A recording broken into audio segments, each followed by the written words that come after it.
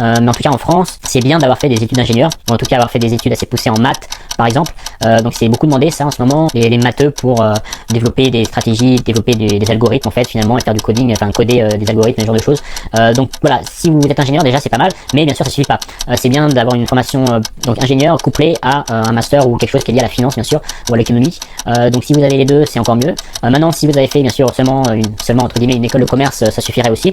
Mais il n'y a pas que ça, il y a les universités aussi. Si vous avez fait un DEA ou un doctorat de sciences mathématiques et ce genre de choses, ça aussi c'est beaucoup demandé, un PhD. Mais en général, en tout cas les grosses institutions et les banques et ce genre d'entreprises vont vraiment, surtout en France, vont vraiment miser sur des gens qui ont fait des études assez poussées, soit en maths, soit en économie, en finance. Et en général, en fonction du marché sur lequel vous allez intervenir, ça va être plus ou moins vrai en fonction donc, des marchés, mais en règle générale, pour le métier vraiment de trader pur et dur, c'est vraiment lié à quelque chose de très scientifique, très mathématique.